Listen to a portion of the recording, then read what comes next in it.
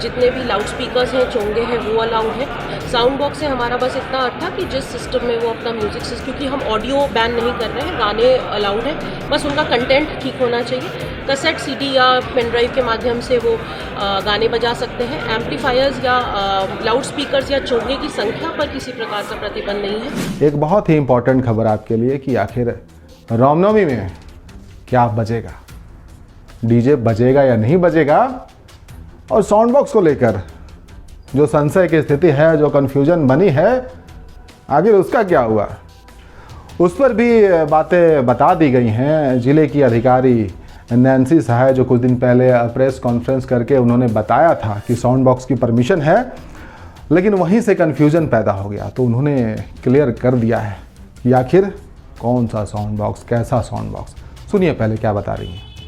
DJ की बात है, हम लोगों ने बहुत क्लियरली आपको पहले भी कहा है, और जो अनुमंडल पदाधिकारी, दोनों अनुमंडल पदाधिकारी के आदेश के अनुसार भी जो लिखित आदेश है उसमें डीजे पर प्रतिबंध है।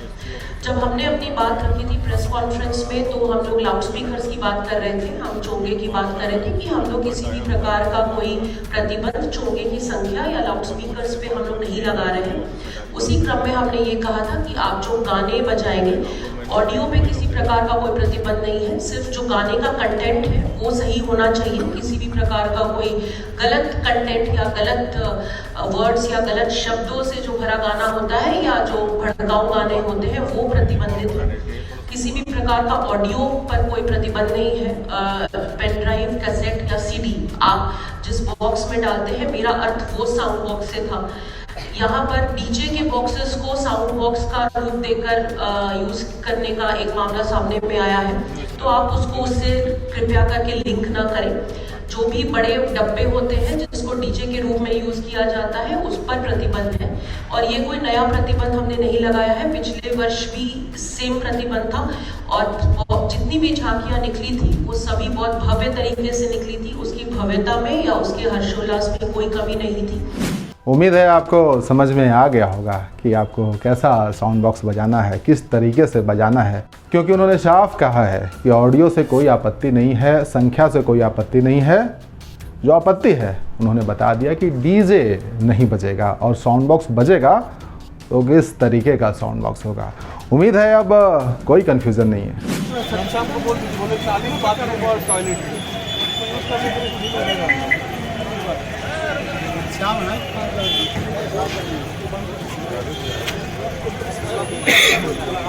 और रामनवमी की तैयारियों को लेकर जिले के एसपी मनोज रतन चौथे भी तमाम बातें बता रहे हैं कि आखिर तैयारियां किस तरीके की है।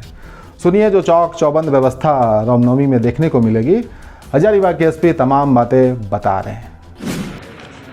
शांति समिति की मीटिंग में हम लोगों ने विशेष रूप से आगामी रामनवमी, कल जो होने वाला सरहुल है, और कल से ही रमज़ान का महीना भी शुरू हो रहा है, तो उससे संबंधित बैठक में कई बिंदुओं पर चर्चा की गई है। जहाँ तक सुरक्षा की बात है, कल सरहुल को लेकर के एक संयुक्त आदेश हम लोगों ने जारी कर दिया है। साथ ही जो भी सुरक्षा के प्रबंध है वो हमारे तरफ से किए जा रहे हैं। रामनवमी में जो भी सुरक्षा के प्रबंध है वो हम लोगों ने कर दिए हैं।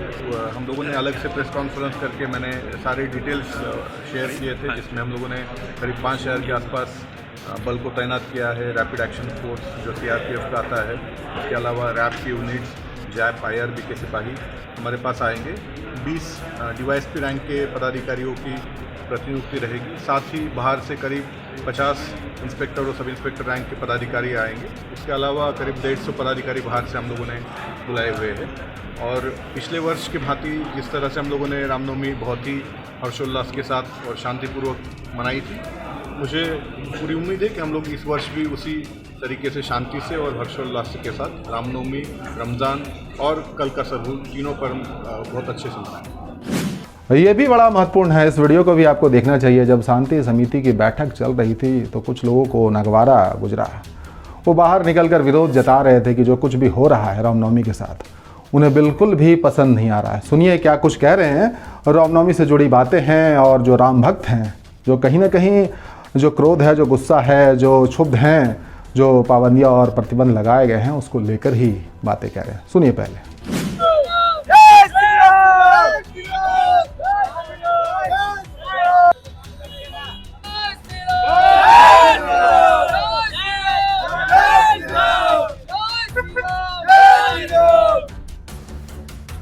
का बहिष्कार हम नहीं किए हैं।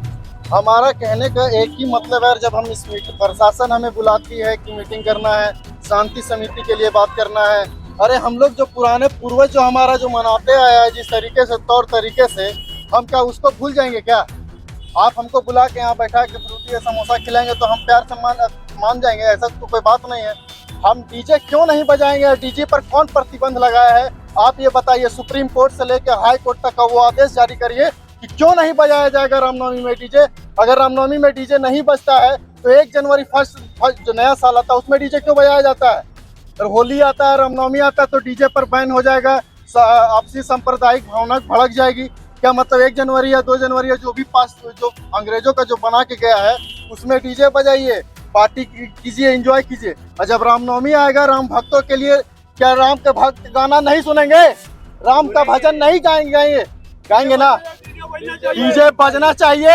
और मैं पुरजोर समर्थन करता हूं और आप सभी जनता से और सभी लोग से, मैं खुद आप लोगों से बस यही कहना चाहूंगा, यही निवेदन है कि रामनवमी में डीजे बजेगा और रामनवमी में अगर डीजे नहीं बजने दिया जाएगा तो हम प्रशासन के किसी भी मीटिंग में उपस्थित नहीं होंगे और ना ही हम उनके थाने के चक्कर लगाएंगे। बहुत बहुत धन्यवाद। जो जिम्मेदारियां हैं सबसे बड़ी जिले के अधिकारी के ऊपर है, तो उन्होंने कोशिश की है, एक भरपूर कोशिश की है कि जो कन्फ्यूजन का दौर चल रहा है हजारीबाग में रामनवमी को लेकर, जब से ये साउंड बॉक्स आया है, डीजे पर तो प्रतिबंध लगातार लगा ही हुआ है, उसकी बातें स्पष्ट हैं, लेकिन एक साउंड बॉक्स नाम का चीज़ आया था हजारीबाग की रामनवमी में, उसको लेकर बड़ी दुविधा हो गई थी। तो डीसी महोदया ने साउंड बॉक्स को लेकर बातें बता दी हैं। अब उम्मीद है कि चीज़ें स्पष्ट हो गई होंगी, क्लियर हो गई होंगी कि रामनवमी में आखिर किस तरीके से गाने बजेंगे साउंड बॉक्स के जरिए। आज हम लोगों ने जिला स्तरीय शांति समिति की बैठक की, जिसमें सभी प्रखंडों से हमारे सामान्य शांति समिति के सदस्यगण आए थे। हमारे रामनवमी के विभिन्न अखाड़ों के सभी अध्यक्षगण, उनके सदस्यगण, हमारे महासमिति के अध्यक्ष और जिले के सभी पदाधिकारीगण, सभी विभागों के पदाधिकारीगण आज उपस्थित थे और हमने सभी की बातें सुनी, प्रखंडवार, थानावार, और जो भी सुझाव आए हैं उन पर हम लोग अमल करेंगे। जिन गाइडलाइंस को हमने पूर्व में निर्गत किया है, हम उसी पर स्पष्ट हम लोगों ने आज फिर से उन्हें कह दिया है कि जो भी अनुमंडल, दोनों अनुमंडल पदाधिकारियों द्वारा आदेश निर्गत किए गए हैं उसका अनुपालन आवश्यक है। डीजे को लेकर और साउंड बॉक्स को लेकर एक संशय इनके मन में था, वो भी हमने इनको क्लैरिफाई कर दिया है कि जितने भी लाउड स्पीकर्स हैं, चोंगे हैं, वो अलाउड है। साउंड बॉक्स से हमारा बस इतना अर्थ था कि जिस सिस्टम में वो अपना म्यूज़िक सिस्टम, क्योंकि हम ऑडियो बैन नहीं कर रहे हैं, गाने अलाउड है, बस उनका कंटेंट ठीक होना चाहिए। कैसेट, सीडी या पेन ड्राइव के माध्यम से वो गाने बजा सकते हैं। एम्पलीफायर्स या लाउड स्पीकर्स या चोंगे की संख्या पर किसी प्रकार का प्रतिबंध नहीं है। इसके अलावा शस्त्र, पारंपरिक शस्त्र पर भी कोई प्रतिबंध नहीं है। हम लोगों ने जो 144 लगाया है उस पर भी मैंने पूर्व में कहा था कि ये एक बस विधि व्यवस्था को रेगुलेट करने का एक डायरेक्शन होता है, जिसमें किन चीज़ों पर हमें ध्यान देना है। उसके संबंध में आदेश ऑलरेडी निर्गत कर दिए गए हैं। पिछले 2 मंगला जुलूस भी बहुत अच्छे से हुए और आशा है कि आने वाला रामनवमी पर्व और रमज़ान दोनों ही हम लोग शांतिपूर्वक और सौहार्द से मनाएंगे और सभी का सहयोग अपेक्षित है। हमारे मीडिया के माध्यम से मेरा सभी लोगों से अपील है, ज़िलेवासियों से अपील है कि हमारा सहयोग करें।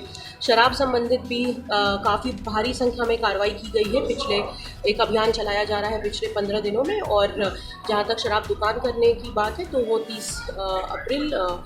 30 मार्च, 1 और 2 अप्रैल, ये 3 दिन के लिए शराब की दुकानें बंद रहेगी और तब तक हम लोग अवैध शराब और अवैध लिकर पर हम लोग कार्रवाई कर रहे हैं, हमारे उत्पाद विभाग और थाना और पुलिस के माध्यम से।